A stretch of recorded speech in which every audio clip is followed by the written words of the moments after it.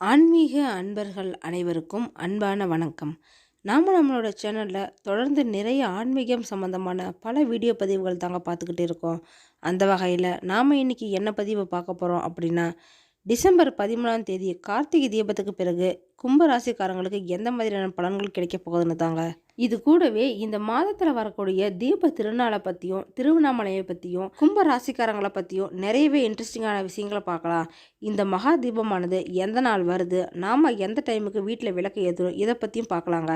பொதுவாகவே திருவண்ணாமலை அப்படின்னு சொன்னாலே நம்ம எல்லாருக்குமே ஞாபகத்துக்கு வருது அந்த கோயிலும் அதுக்கு பின்னாடி இருக்க அந்த மலையும் தாங்க.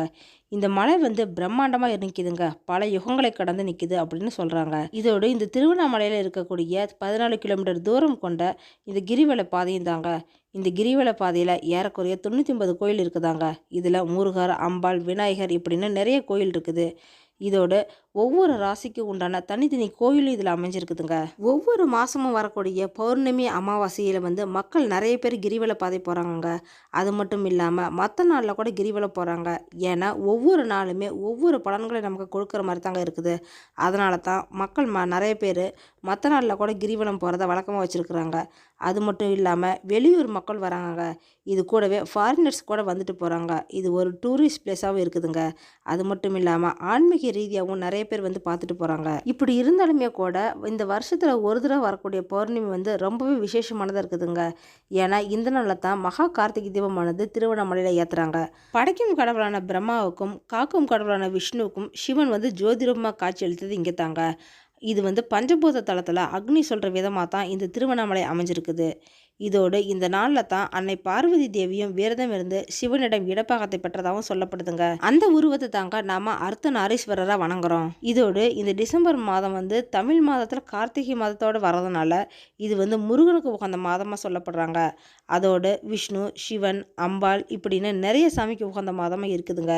ஒவ்வொரு மாதத்துக்குமே ஒரு சிறப்பு இருக்குதுங்க. அந்த மாதிரி தான் இந்த டிசம்பர் மாதமும் ரொம்பவே சிறப்பு வாய்ந்த விசேஷ நாட்களை கொண்டதாக தான் இருக்குது. இந்த நாளில் நாம் தினமும் வீட்டில் விளக்கு வைக்கலாங்க.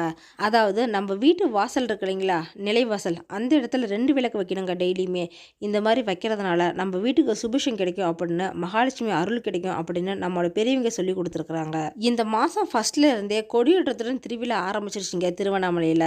கிட்டத்தட்ட ஒரு 10-15 நாளைக்கு அங்கே திருவண்ணாமலையில் டெய்லியுமே ஒரு திருவிழா மாதிரி தாங்க இருக்கும். நீங்கள் எப்போ போனாலுமே அங்கே பார்க்கலாம்.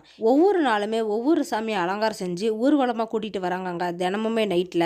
அது மட்டும் இல்லாமல் தேரோட்டமும் நடக்குது. இந்த ஊர்வலத்தில் சண்டிகேஸ்வரர், முருகர், கணபதி, அம்பாள், பிச்சாண்டவர் இப்படின்னு நிறைய சாமியை கொண்டு வராங்க.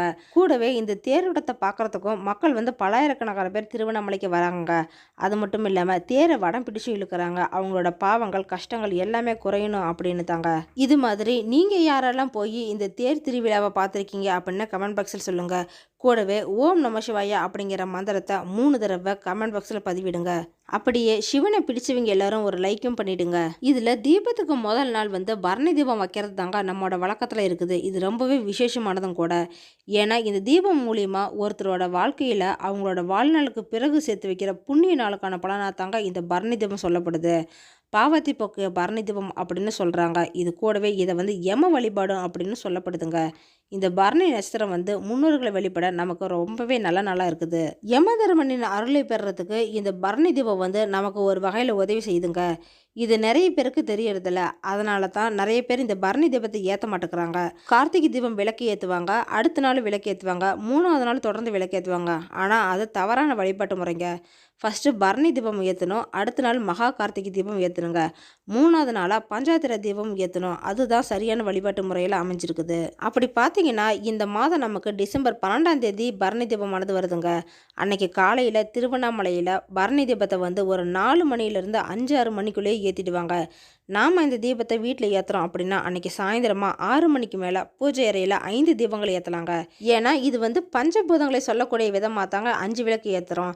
அது மட்டும் இல்லாமல் நம்மளோட உடலை இயக்கக்கூடிய பஞ்ச இயந்திரங்களை சொல்கிற விதமாக தாங்க இது இருக்குது. அதனால தான் நாம் 5 விளக்கை ஏற்றணும் அப்படின்னு சொல்லப்படுதுங்க. இதை நாம் வட்ட வடிவில் ஏற்றலாங்க. முடிஞ்ச அளவுக்கு நெய் விளக்காக ஏற்றுங்க. முடியாத பட்சத்தில் ஒரு விளக்காவது நெய் விளக்கு ஏற்றுங்க. அது ரொம்பவே விசேஷமானது. இந்த தீபத்தை நாம் வட்ட வடிவில் ஏற்றுறதுனால எல்லா பக்கமும் பார்த்த மாதிரி எரியும். வைங்க. அதனால நமக்கு எல்லா வகையான நன்மையும் கிடைக்கும் அப்படின்னு சொல்றாங்க.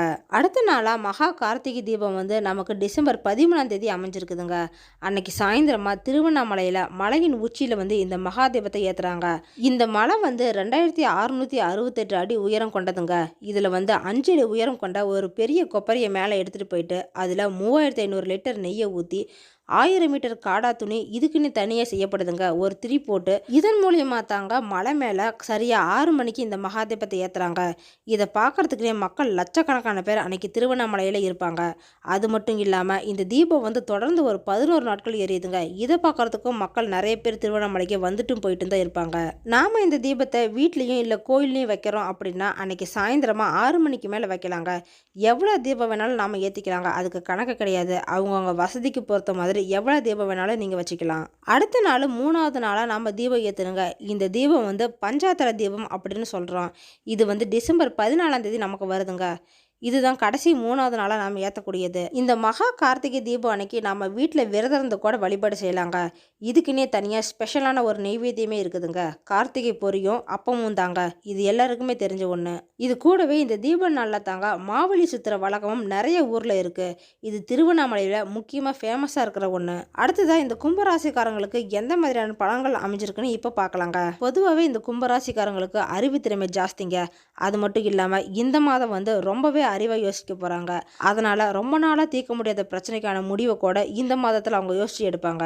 இந்த கும்பராசிக்காரங்க ரொம்பவே இனிமையாக பேசுவாங்க. இந்த பேச்சாலேயே எல்லா காரியத்திலும் வெற்றி அடைஞ்சிட்டு வந்துடுவாங்கங்க. எங்கே போனாலுமே இவங்க வாய் திறமையை வச்சுட்டு எல்லா காரியத்தையுமே சாதகமாக முடிச்சுக்குவாங்க இவங்களுக்கு வேணுங்கிற மாதிரி. இந்த மாதம் மட்டும் கொஞ்சம் பார்த்து இருங்க. ஏன்னா உங்களோட இந்த வீண் பேச்சால் ஏதாவது பிரச்சனை வரலாம். உங்கள் மேலே தேவையில்லாத குற்றச்சாட்டு யாராவது வைக்கலாங்க. வீட்லேயும் வெளியிலையும் உங்களுக்கு வந்து எல்லாருமே கோபப்படுத்தக்கூடிய வகையில் ஏதாவது செய்யலாங்க. ஆனால் நீங்கள் கொஞ்சம் பொறுமையாக தாங்க இருந்தாகணும். இந்த மாதத்தில் ஏதாவது உங்களுக்கு கோர்ட்டு கேஸ் வழக்கு இருந்ததுன்னா அது எல்லாமே சரியாகிடுங்க.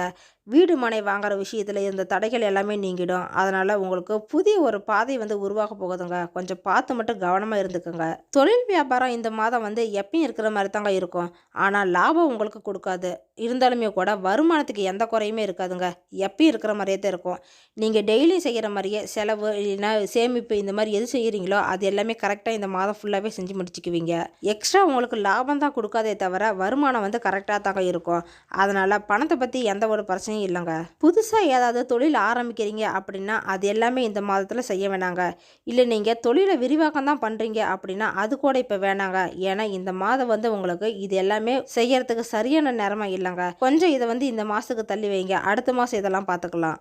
அடுத்ததாக உத்தியோகத்தில் இருக்கிறவங்கள பற்றி பார்த்தீங்கன்னா இந்த மாதம் வந்து நீங்கள் வேலை செய்கிற இடத்துல கொஞ்சம் கவனமாக இருங்க. ஏதாவது உங்களுக்கு பிரச்சனையெல்லாம் வரலாங்க. அதனால் எந்த ஒரு விஷயம் நீங்கள் செய்கிறீங்க அப்படின்னாலும் கரெக்டாக செய்யுங்க.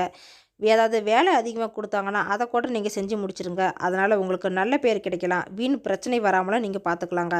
இந்த மாதம் குடும்ப நிலையை பொறுத்த வரைக்கும் கும்பராசிக்காரங்களுக்கு கணவன் மனைவி 2 பேருமே எதாக இருந்தாலும் விட்டு கொடுத்து பேசிக்கோங்க.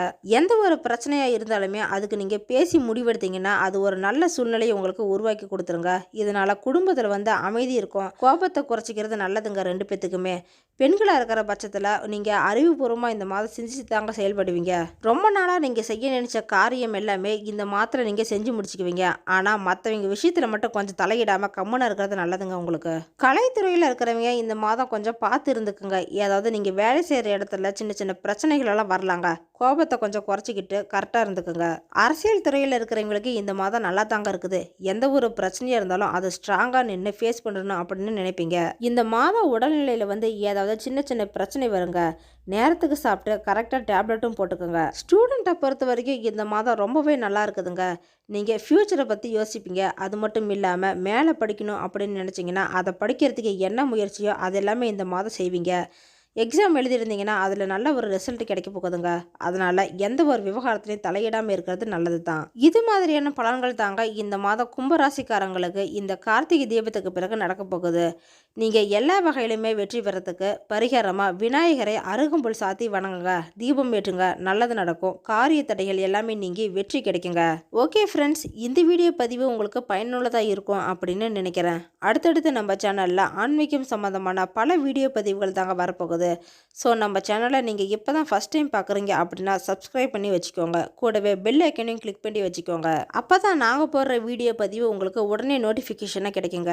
இந்த வீடியோ உங்களுக்கு பிடிச்சிருந்தா லைக் பண்ணுங்கள், ஷேர் பண்ணுங்கள், கமெண்ட் பண்ணுங்கள். அதோடு உங்கள் ஃப்ரெண்ட்ஸ் அண்ட் ஃபேமிலிக்கும் ஷேர் பண்ணுங்கள். அவங்களும் இந்த வீடியோ பதிவை பார்த்து பயன்பெறட்டும். மற்றொரு ஆன்மீக தகவல் வீடியோவோடு உங்களை சந்திக்கிறேன். ஆன்மீக அன்பர்களான உங்களுக்கு நன்றியும் வணக்கமும்.